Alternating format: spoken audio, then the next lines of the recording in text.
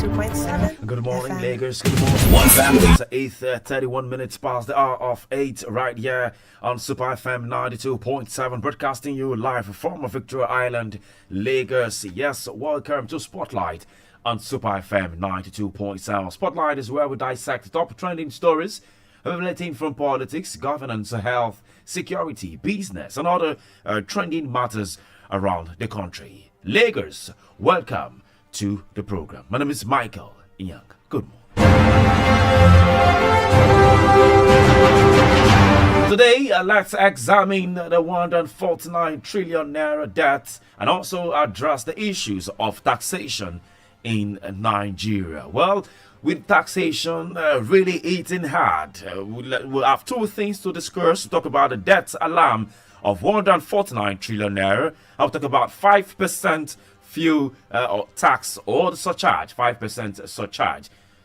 Some human rights have been hitting hard, talking up to the government in regards to this. Some people have also have been coming out to say, well, 5% fuel tax. What is this again? Every time tax. Well, joining us live to dissect all of these trending issues and to look deeply into the issues of taxation, and that's the debt alert, and also the 5% fuel tax. We have one man who is a member of the Nigerian Stock Exchange, Managing Director, CEO, Arthur Stevens Asset Management Limited, Mr. Olatunde Amolegbe. Good morning, Olatunde Amolegbe. Welcome to the program. Good morning, Mike. Thanks for having me. All right, let the program begin, Lagos.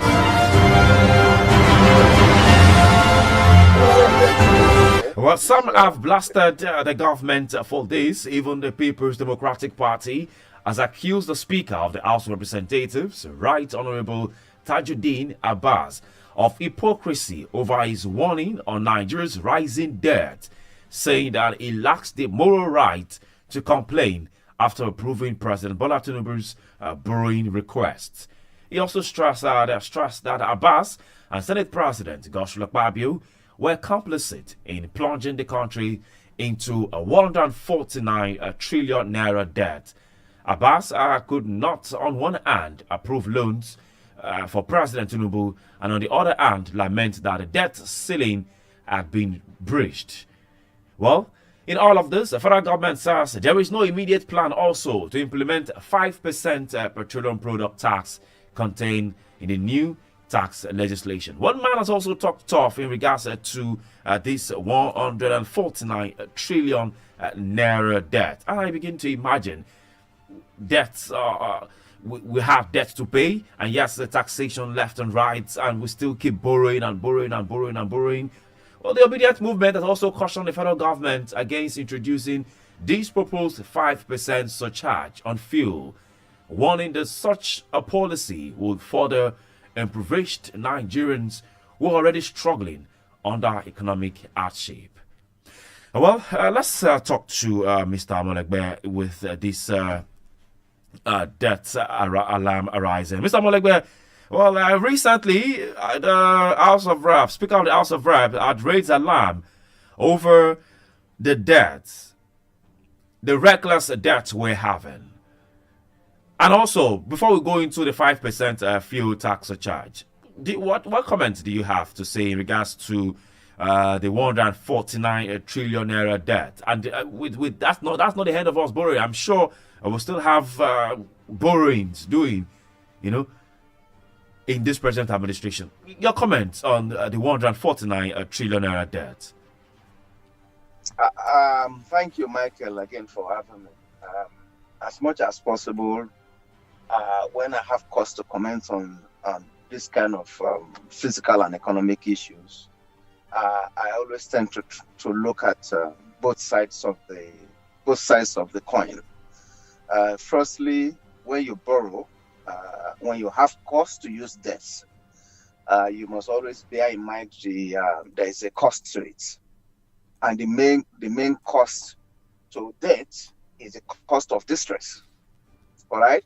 When you borrow, you must be aware that you could end up in a situation where distress occurs simply because the cost of servicing debts, since money is not free. The cost of servicing debts. Can you expatiate what you mean by distress? What I mean by that is that, when you borrow, you must realize that you need to pay back. Okay. At the very least, you need to pay the interest due on those on the debt you are borrowing, and that mean that you don't have priorities you might.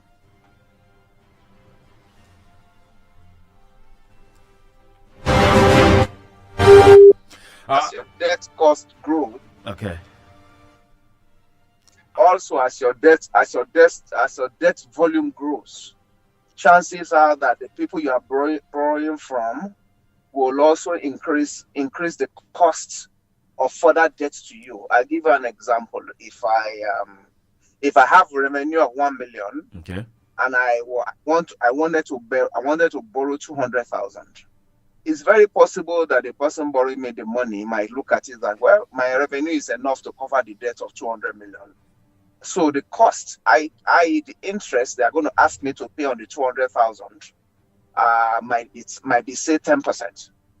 However, if my debt or my borrowing grows to 500,000, it means that the total debt I have is now almost 50% of my total revenue. And the person borrowing me the money might say, okay, look, because he's taking more risk now, the interest he wants to take on the borrowings I want to make now is now 20%, because he perceives that he's not taking more risk, because the amount of debt I have relative to my revenue is now much larger. So that's one side of it. The second side, of course, is also that you have to look at the possibility of even paying back those debts, or who is going to have to pay back those debts, and do you have enough money to be able to pay back those debts? And I think that is the concern that the opposition seems to be raising now. That if this debt stock continues to grow, then the cost of debt continues to grow, on the Nigerian purse, and also the possibility that in the future the country will might be unable to actually pay back those debts, and that is what I'm referring to as the cost of distress in the future. But that's one side of it. Okay. The second side, of course, is that before we go deep into the second side, we'll take a short commercials. But then I want to let you know that there are reports that non-oil revenue has jumped from 40% to 20.6 trillion naira. This was being reported by the presidency, that non-oil revenue jumps 40% to 20.6 trillion naira. So if we have this kind of revenue for just the non-oil sector, and then we've now come to the oil sector, we don't have much revenue. So why then are we having 149 trillion naira debt? Don't forget that even the speaker has said that this has exceeded the country's threshold. Obviously, we'll talk more on this. Let's just take this short commercials. When we'll come back, and then we'll try to expatiate more on what the presidency has said, and then this 149 trillion naira debt. Please stay with us. We don't just talk the talk, we walk the walk. Switch to the good side of life here on 92.7 Super FM. Super FM 92.7. See, everybody with him own wahala. Every day comes with its own version of challenges, and you have to be ready to face them, because only then can you move on to the next. That's why I never miss my breakfast. Scratch that! My peak breakfast, with the nutrients and energy I need to face each day, one challenge at a time. Every day is a good day to power on with a peak breakfast. Have you had your peak? Reach for your peak. The only detergent that keeps me bright and fresh. Bada bada, look at you, I wouldn't wank. Viva Murphy, England. It's all this aqua hidden net in your belly. Viva, chili, viva. Masaka, Tomorano, Viva. Viva, Viva, Viva, some Viva.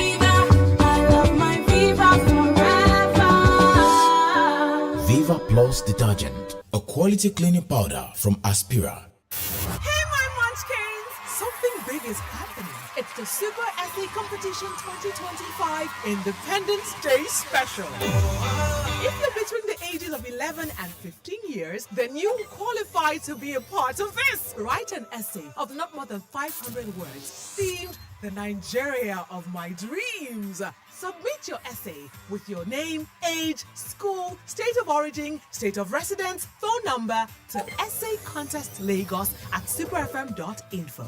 That is essaycontestlagos@superfm.info. You stand a chance to win lots of prizes. Proudly supported by MI Plus Electronics, African Things, Biloxi, and so much more. The winner will be announced on the 1st of October 2025 as we celebrate Nigeria's independence. So what are you waiting for? Let the essay writing begin!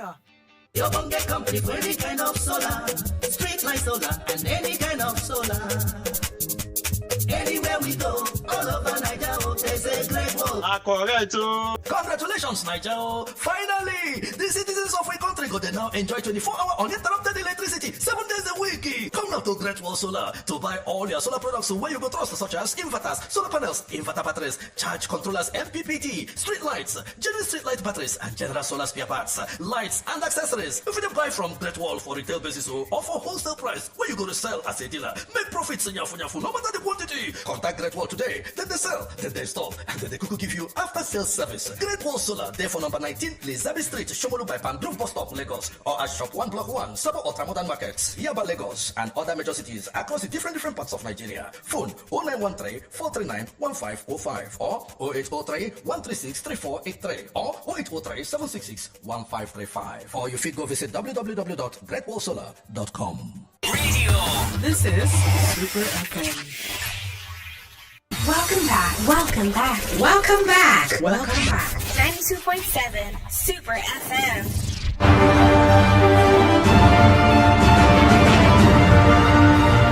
Welcome back. You're still listening to Spotlight on Super FM 92.7. Yes, two things we're looking at right here is the debt alarm being raised by the Speaker of the House of Representatives, and also the 5% fuel tax, or you can also say the 5% surcharge. Well, the Speaker of the House of Representatives, Abbas Tajudeen, has warned that Nigeria's rising debt profile has exceeded the country's legal threshold and now poses a major threat to fiscal sustainability. Well, we have Mahana, who is definitely dissecting all of these issues together. Tunde Amonegbe. Mr. Tunde, welcome back. We're making conversation in regards to what the presidency has said. The non-oil revenue jumping 40%. Where he said that, well, this is now, we have 20.6 trillion naira. Do I remind you that sometime last month, I would say, the president has said that Nigeria has its revenue target for 2025 in August. I don't know if you can remember.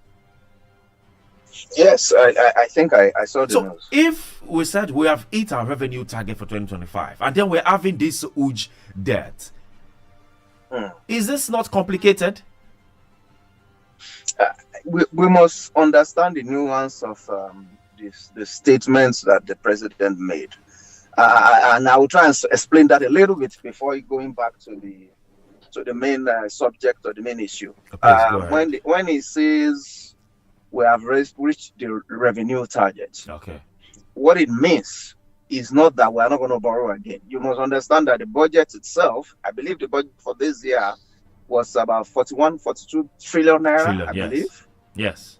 The projected revenue from that from the budget was something in the region of 30 something trillion naira, I believe. So it has always been projected that we're going to have a deficit of about 13 trillion, I believe. Now, what the president meant was that yes, the 30 something trillion we were intending to raise for the year had been reached. It does not mean that the 13 trillion which was projected as a deficit in the first place, which we are going to borrow to cover, it does not mean that we are not going to borrow that 13 million anymore, 13 trillion anymore. It only meant that the rate. So what essentially we're saying is that we intended to raise 30 something trillion and borrow 13 trillion to cover it. All right. Now we have gotten the 33 trillion, which means that what we are going to borrow will still remain exactly what we projected we are going to borrow. We are not going to be more. We are not going to have to borrow more than that. If we had fallen short on the revenue, it will have meant that what was going to be borrowed was going to be more than 13 trillion. All right. But what he is essentially saying is that what we will need to borrow will be about that 13 trillion, which we had said we are going to borrow initially. That's what he's saying. He's not saying that we're not going to borrow at all again. Okay. I hope that portion of it is clear, and I think it's important that people understand that portion. Okay. Thank you very much for clearing that. Okay, so on the flip side of the 143 trillion issue we were discussing, I had mentioned that the concern about the people raising concern about, okay, look, the borrowing level is too high, and we have breached the projected borrowing level. Okay. It's genuine. It's genuine concern. And I've mentioned that the essence is that what they are saying is, first of all, as your debt level grows, your borrowing cost grows. Second of all, you have to also be concerned about the ability to repay, all right, of these debts in the future, and those are genuine concern. I will now go to the flip side of the argument, which is that, in truth, no country. I'm not sure there's any country in the world that develops infrastructure or even develops any form of social carries out any form of social economic development without using debt.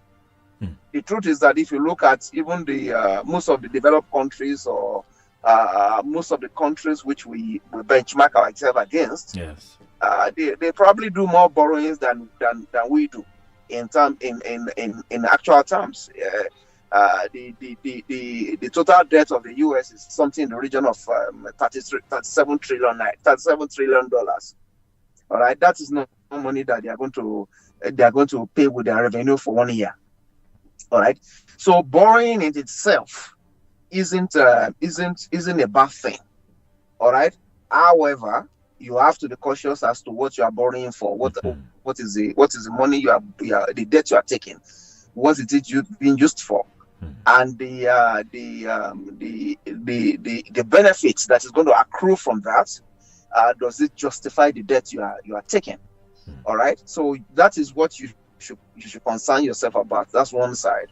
The second side, of course, is also that what do you have the ability as an economy to actually keep up with the payment of those debts? And that is why some important financial ratios comes to play. So you will see finance people and economic talking about talking about ratios such as debt to GDP and debt to revenue. All right. Now, most countries measure their ability to repay back their debt by using a ratio such as debt to GDP. What that means is that the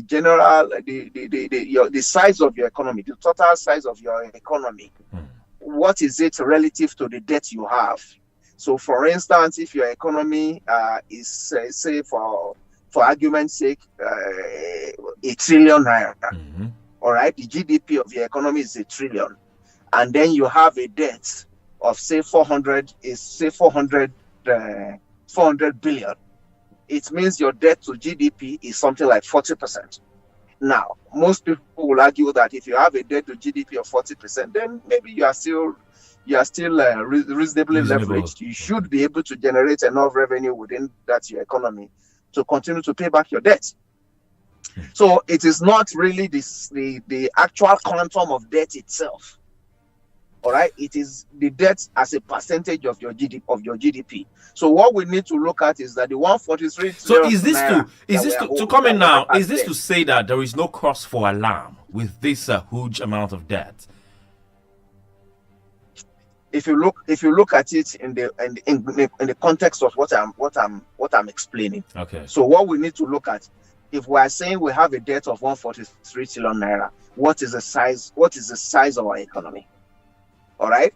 And so when you look at the size of our GDP, all right, relative to the debt we have, all right, I don't have the figure off the top of my head right now, but I believe that our debt to GDP at the moment is still something in the region of 40%. All right. Now, if you look at other comparable countries and other developed countries, they have debt to GDP that is significantly higher than that. All right. So if we look at this in that context, it can be argued that our economy has the capacity to continue to maintain not only repayment of interest, but even repayment of the principal. All right. So if you look at it from that context, then looking at the quantum of the debt itself, might not really matter much.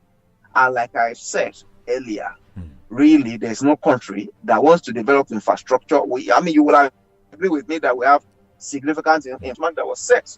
If the benchmark is significantly less than that, then the caution that the Speaker of the House of Assembly is raising is well justified. And it is important for the managers of the economy to look at that and try to ensure that they bring down the ratio to the agreed level. All right, this is important, and they can only do that by either reducing the quantum of borrowing or find a way of growing the revenue such that that ratio comes down. Okay, in 2024, the ratio of national debt to gross domestic product for Nigeria was approximately 52.90%, but between 1990 and 2024, the figure dropped by around 18.78%. But okay. So much. Okay, so the important thing really is to ensure that we remain within benchmark or benchmark ratio. What benchmark? Yes, which is, and I believe that is supposed to be about 40%. 40%. Of my knowledge. So the best benchmark for us is about 40%. Yes. So if we are above 40%, then something needs to be done to try and bring it down to that level of 40%. All right, thank you very much. Economists agree that the economy agrees is reasonable for us to be able to continue to carry out what the development that we need to carry out by using debt. All right, thank you very much. Well, Lagos, in case you're just tuning in, there's a spotlight on Super FM 92.7. Yes, we're live on Facebook and YouTube at Super FM Lagos. We're live on Facebook and YouTube at Super FM Lagos. Well, this analysis we've been trying to look at in examining the 149 trillion naira debt and also addressing the issue of taxation. Let's quickly hear from one man who was talked tough. He was a former lawmaker. He talked tough about the way this administration has been going about with borrowings. And then we'll head into the 5% fuel surcharge. Wastages, who said it was coming to renew hope. I can catalog all this. Bought a yacht, bought a Cadillac, bought an aircraft, increased the money of the National Assembly, and I've borrowed like no other president in history. If you are making more money, then why are you borrowing? And we will not be surprised if the president starts borrowing from OPE and money points very soon. Well, that's a challenge that's from a country who's making. I just talked to Star Malegbe right here in regards. As much as possible, like I mentioned, I tend to stay away from political commentary as much as possible. All right, thank you. The economic and the finance side is what I've already explained. Okay, thank you very much. Now let's go into the 5% fuel surcharge. National. One man who has been talking tough, the Minister of Finance said that this tax has generated widespread anger among Nigerians with organized labor issuing the government. One man who has also talked about this, the chairman of the press 2026. Mr. Malegbe, can you put us through what exactly is this 5% fuel tax? Right now, imagining 500 naira from 10,000 naira, that's 5% tax. Imagine this in the fuel sector. This is going to really inflict transportation costs. In a hard country like this, where many people live on a light and a low budget. Well, the truth of the matter is that the taxes in the legislation, and again, it's another way by which the government is looking to raise revenue in order to meet its objectives. Having said that, I think it's actually wise that the coordinating minister of the economy has said that the implementation of such a tax is not now, because it's clear, as we've said, while the ship of the economy is stabilizing and everybody recognizes that, it's clear that that stabilization is coming at very significant cost to the populace. And no one can argue that the populace needs significant relief at this point. So I'm happy that the minister does recognize the fact that this might not be the time to impose any further taxation on the populace. In a layman language, in a layman language. Sorry to interrupt. In a layman language, for those who probably don't understand this, maybe for the market women on the street, or for the conductors and drivers, for motorists in general, and all who don't understand this 5%, surcharge on fuel. Can you please expatiate? What exactly is this? What it means is that if you buy for any quantum of fuel that you buy, there's going to be a 5% charge. It's just similar to the VAT that you pay when you go and buy products in the market. All right, so there's going to be a 5% on the pump price, for which you are paying, at the pump. So if the per fuel if the per liter cost, for instance, is 1,000, you pay 5% of that. We pay 5% on top of that, as tax, to the government. So that's essentially what it means. So it's an additional top up on the cost of fuel, and that of course will have been added at the pump. When you are buying. As I've mentioned, that is likely to just increase cost. The country is already grappling with significant inflation, and we all know that energy cost is already there. Significant. Those who are in band A will know how much they are paying for light. I know how much I pay. I know how much comes out of my account every month for light. Yeah, energy cost is a significant contributor to inflation.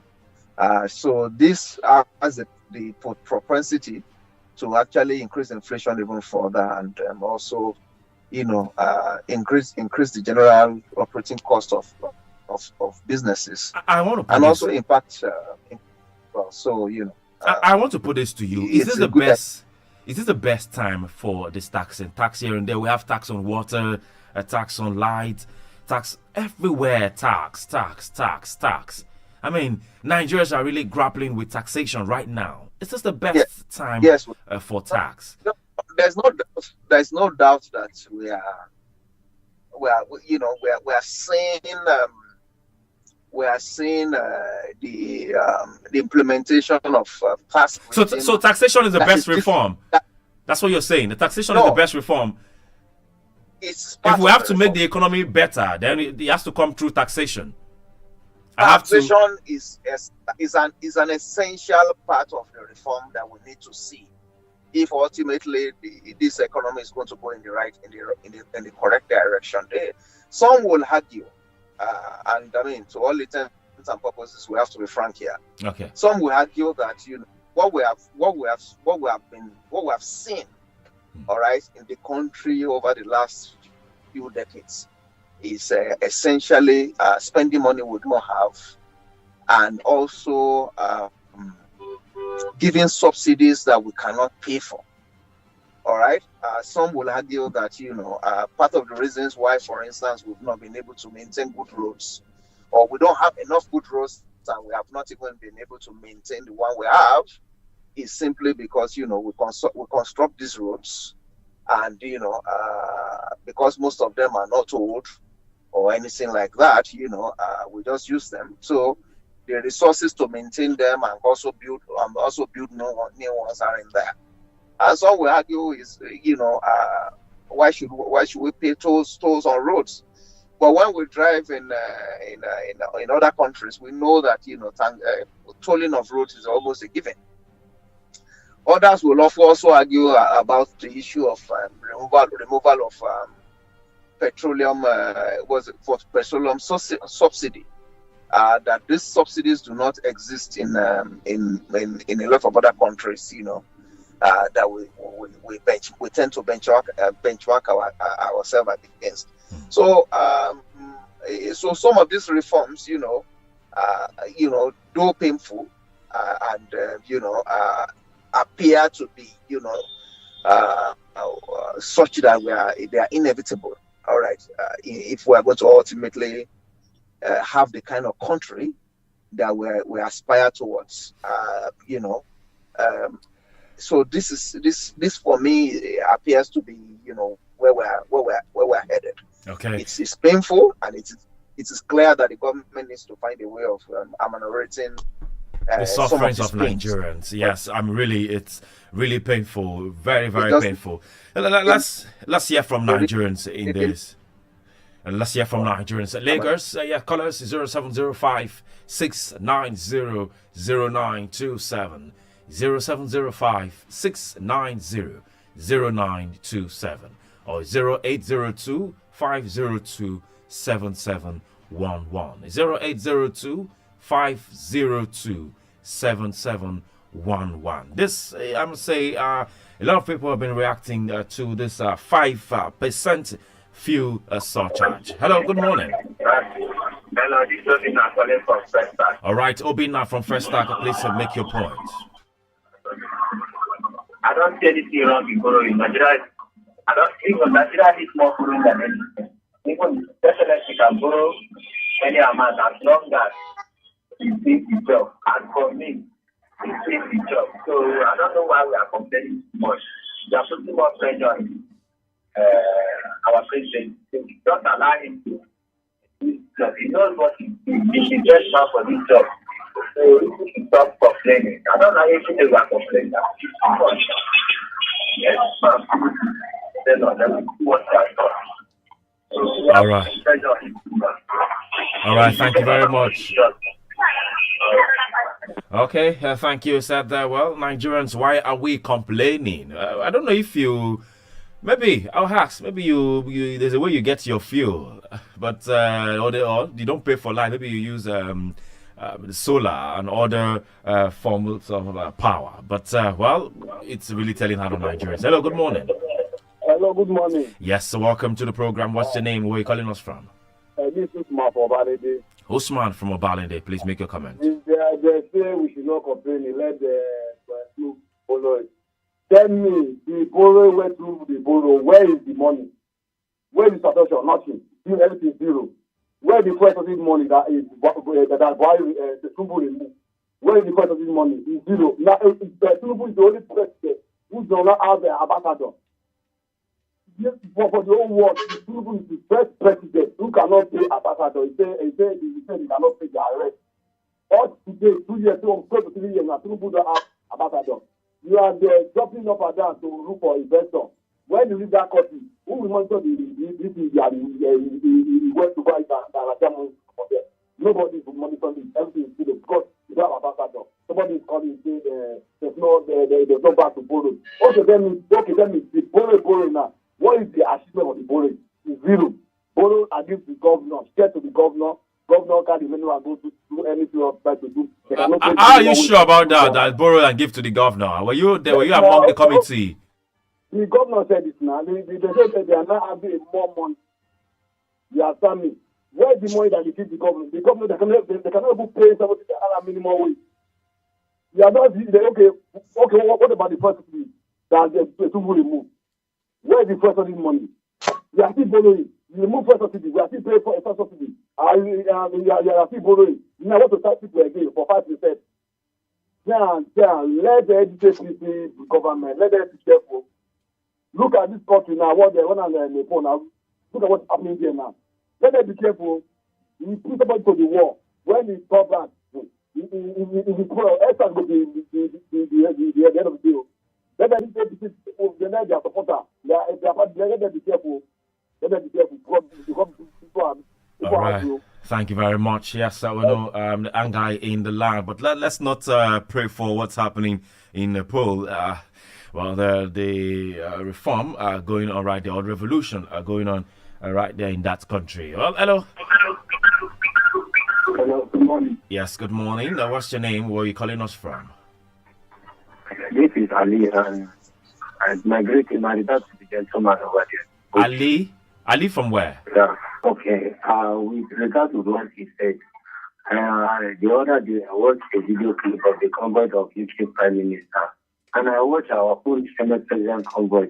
He doesn't speak which way we are going, which country is like more sacrificing. The citizens are more sacrificing. If you see the convoy of our politicians, we don't understand that we will show the same thing. So they are not sending a good signal. Thank you. Okay, thank you very much. That's talking about economy management. Okay, yes, I keep your call coming in 0705 6900 927 0705 6900 927. We're examining the issues of the 5% fuel tax. Hello, welcome. Yeah. Good morning. Yes, good morning. What's the name and where are you calling us from? This is Chukwuzo calling from Ojo. All right, Chukwuzo from Ojo. Please make your comment, Chukwuzo. Please, are we not the basic oil country in the world? All these tax, all this borrowing, other members who are fifth, fourth, third, second, are they borrowing at the way we are borrowing? All this money they are borrowing, what's the impact? That's my question. What is the impact to the populace of the people of this country? That's what I'm asking. If you are borrowing and we are borrowing, we are not seeing the impact of it. What is the need? Who is fully full? We are borrowing. Taxes, even if we want to buy, they say we want to pay 5% again. Thank God that this air we are breathing is not from government. If not, they will sure they could have sanctioned it to the people of Nigeria. Thank you. All right, thank you very much. Mr. Malakwe, I don't know if you want to answer that. Well, maybe. I couldn't hear. You were saying that what is the impact of this borrowing to the populace, and thank God that the air we are breathing, it's not from the government. Maybe they will have taxed us on the air we're breathing. But then that's important to also note that the impact of this borrowing to the populace. Well, I mean, impact, you need to give it time. You need to how long of the time? How much of the time? You need to allow gestation period for some of the things. 2 years, 4 years, 8 years, 10 years. So, honestly, I can't say I'm not in government. But typically, no, economically, if you look at the standard economically, how long does it take? I mean, you're an economist also. If you want to say, okay, for things like this to change in the economy, this is the period of time it takes. Let's be practical here. Okay. If, for instance, government borrows to say, "Oh, we're going to build roads," but those roads are not going to be built within a week. All right. Typically, there will be a time frame within which those roads will be built. So, if it is 6 months, we feel that okay, the road should be there. Or if it is 1 year, then we should give them back. If we do not see the road, we have every reason to complain. All right? And do not forget that, some of these borrowings are not going into only infrastructure alone. We're talking of defense. We're talking of provision of social services, healthcare, education, and all of that. So these are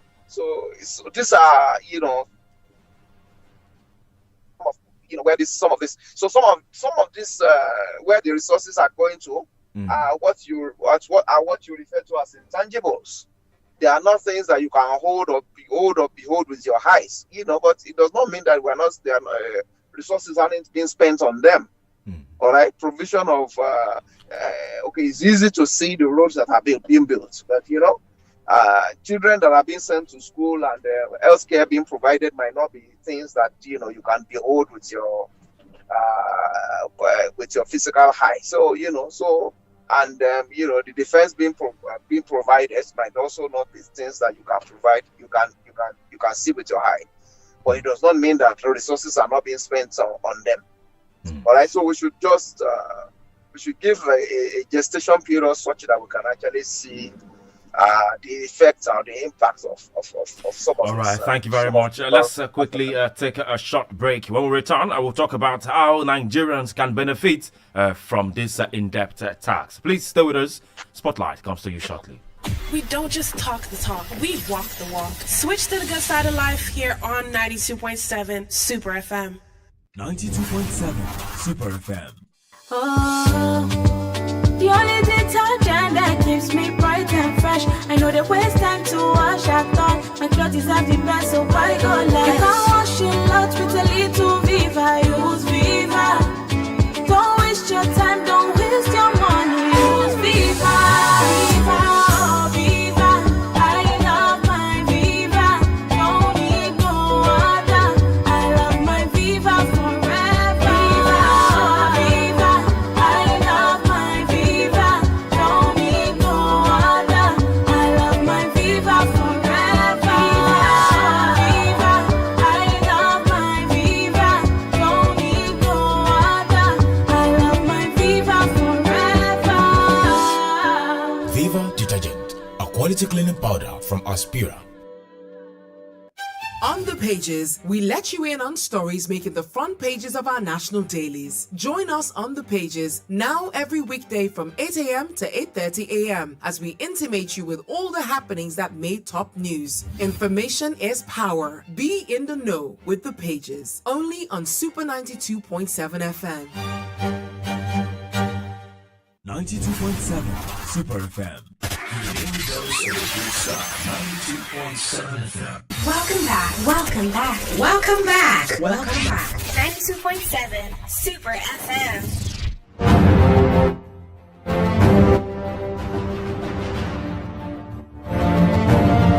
Yes, welcome back. You're still listening to Spotlight on Super FM 92.7. So much conversation. Yeah, two things we're dissecting today in regards to the debt alarm being raised. Also, where we have a 149 trillion naira debt. And says this is really affecting Nigerians. We're also looking at the 5% fuel tax, fuel surcharge. So, just to know that, said this will begin next year, not immediately, and there are stages of implementation. Let's listen to Wale Edun, what he had to say in regards to this 5% fuel tax. 5% fuel surcharge, which is mentioned there, will not automatically come into effect. There's even a process. It requires a commencement order from the Honorable Minister of Finance, and this indeed must be published in the Gazette. So it's not automatic that we wake up on January 1 and there's a new tax and it's going to be levied. No, there's a whole formal process involved. And as of today, no order has been issued, none is being prepared, and there is no plan. There's no immediate plan to implement any surcharge. says, Wale Edun says there is no plan to implement any surcharge anytime soon. That this will take effect next year. The chairman of Presidential Committee on Fiscal Policy and Tax Reforms, Taiwo Oyedele, also made comment in regards to this 5% surcharge. Bringing back fuel. This is a provision that is now in the new tax law, and it does not in the future based on an order to be released by the Minister of Finance. And we do know that Minister of Finance is responsible enough to determine when it's appropriate to do so. The intention is to earmark and dedicate the revenue from this tax into providing transport infrastructure that can reduce the cost of transporting items, logistics, and overall bring down inflation for the Nigerian people. Mr. Tundemolegbe, you heard what the Fiscal Policy and Tax Reform Chairman, Presidential Committee Chairman says that, to ease the burden of transportation. Will this ease burden or make it even worse? You made a comment that, the government needs to really look really well into this law or this fuel tax. Because right now the fuel is being sold for $9.50, $9.80, and then this 5% surcharge is coming in. Man, maybe 1% will start 1 liter of fuel will start going for maybe 1,500 naira or even 2,000. No, I don't think we are going to get to that point. As a matter of fact, due to a confluence of various factors, fuel prices is likely to be tending downwards than trend upwards. And honestly, he has mentioned it. We have to dimension some of these issues. There's no doubt that there will be impact. There will be impact on the people's pockets on the short run. But medium to long run, if infrastructure reduces, don't forget that even the delivery of this, the delivery of fuels to fuel pumping stations, where of the fuel. All right. Also increase the price at which you are buying the fuel at the pump. If we are able to improve infrastructure, then the delivery cost, transportation costs, and other costs associated with even getting the fuel to the pump comes down, and ultimately that probably brings down the price at which you are buying the fuel. Which works out, positively for everybody in the medium to long run. So, we need to dimension these issues very clearly. No doubt, there's no doubt that, the populace will feel the impact at the beginning when it starts. But as the minister has mentioned, he has not approved for such a task to commence. The tax has not been gazetted. He said we're looking at next year, January 2026. Though it's not like January 1st is going to commence, but there are processes. It's still in the sense of saying that it will happen. Yeah, well, I mean, when it will happen, it will be timed properly such that the impact. I'm sure that the policy makers and the implementation partners will time it such that the impact on the populace is as reduced as possible. But right. Thank you. I keep saying we need to keep our eye on the medium term and the long term benefits. Okay, talking about keeping an eye on the medium term and long term. Let's quickly from Nigerians. Take callers 0705 690 0927. Hello, who do we have on the line?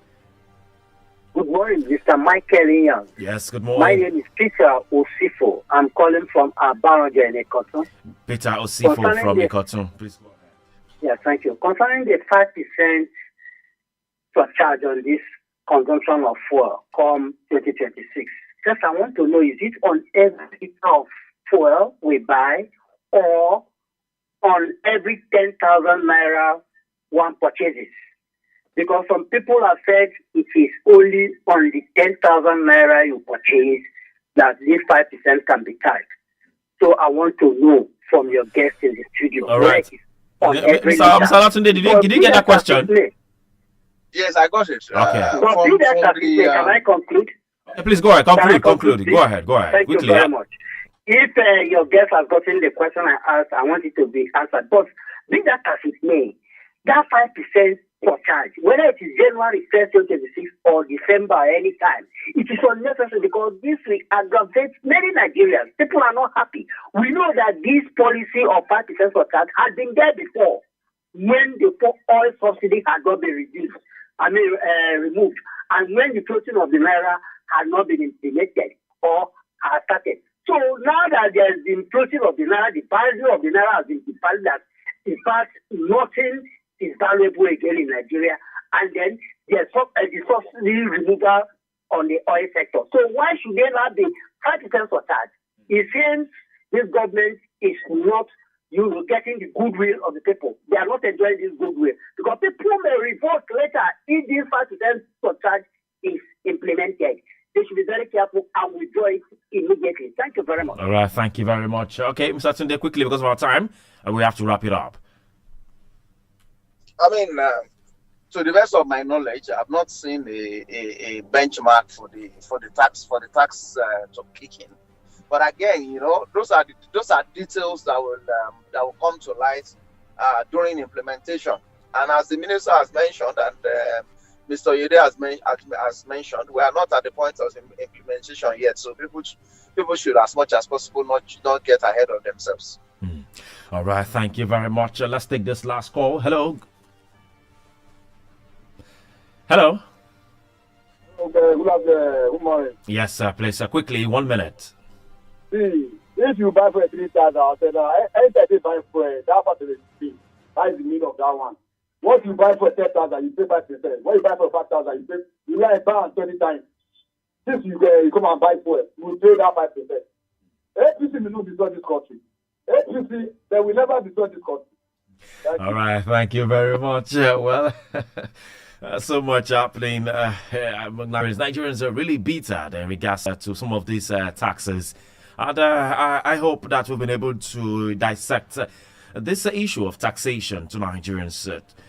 Because sometimes questions, well, we pay tax on water, we pay tax on light, we pay even on road. And, once somebody was even just trying to even make a reference to if this air we're breathing, if it was the government that is offering us, maybe probably, and all of this taxation, I don't know, but let me just ask quickly, how does this benefit Nigerians? Yes, we know that in a senior climb in the Western world, taxations is really, really paramount, but they are seeing the result. How do Nigeria benefit from this taxation? Michael, I will refer that. I will turn that question around. Okay. The reason why things work abroad is because they pay these taxes, and that this tax where their government is not making judicial use of their taxes, they do not hesitate to kick the government out of government. But yeah, it's different here because if you try such now, then life will start going for it. We will get there in time. We've been talking for close to 1 hour now. This tax, that tax, this one, that tax. Now those taxes means that more and more Nigerians are getting